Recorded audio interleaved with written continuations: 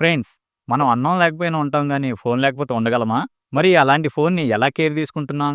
ఒకవేళ ఫోన్ మాట్లాడగలిగితే, మన మీద పక్కాగా 5 కంప్లెయింట్లు ఇస్తుంది. అవేంటో తెలిస్తే షాక్ అవుతారు. అందులోనూ ఐదో కంప్లెయింటు చాలా డేంజర్. అది వింటే మీరు నిజంగా షాక్ అవుతారు. అది లాస్ట్‌లో చెప్తాను. మిస్ అవ్వకుండా చూడండి. ఫస్ట్‌ది, మనం ఫోన్ కొనేటప్పుడు చాలా చోట్ల ఎంక్వైరీ చేసి, ఒకటికి 2 సార్లు చెక్ చేసుకొని, చాలా కాస్ట్ పెట్టి మంచి బ్రాండెడ్ ఫోన్ కొంటాం. కానీ కొంతమంది చీప్ ఛార్జర్లు కొని అవి ఛార్జింగ్ పెడుతూ ఉంటారు. ఆ కేబుల్స్ క్వాలిటీ లేక బ్యాటరీ లైఫ్ తొందరగా అయిపోతుంది.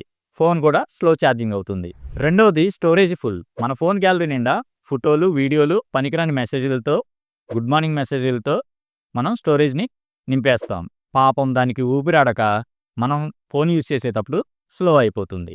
కనీసం వారానికి ఒక్కసారైనా వేస్ట్ డేటాని క్లియర్ చేసుకోండి. మూడవది, రెస్ట్. మనిషికి నిద్ర ఎంత అవసరమో ఫోన్‌కి కూడా అంతే అవసరం. కనీసం వారానికి ఒక్కసారైనా కొద్దిసేపు స్విచ్ ఆఫ్ చేయడం మంచిది. దానికి చాలా రిఫ్రెష్‌గా ఉంటుంది.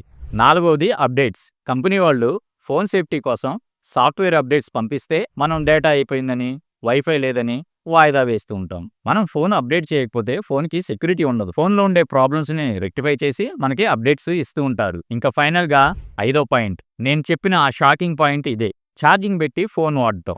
ఒక పక్క కరెంట్ ఎక్కుతూ ఉంటే ఇంకో పక్క గేమ్స్ ఆడుతూ దాన్ని పిండేస్తూ ఉంటాం.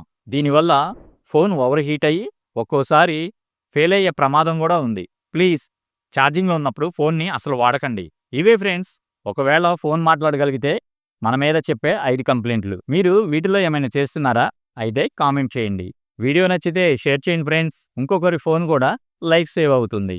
మరిన్ని వీడియోస్ ఇలాంటివి కావాలనుకుంటే సబ్స్క్రైబ్ చేసుకొని బెల్ ఐకాన్ ఆన్ చేసుకోండి. This is Shekhar signing of.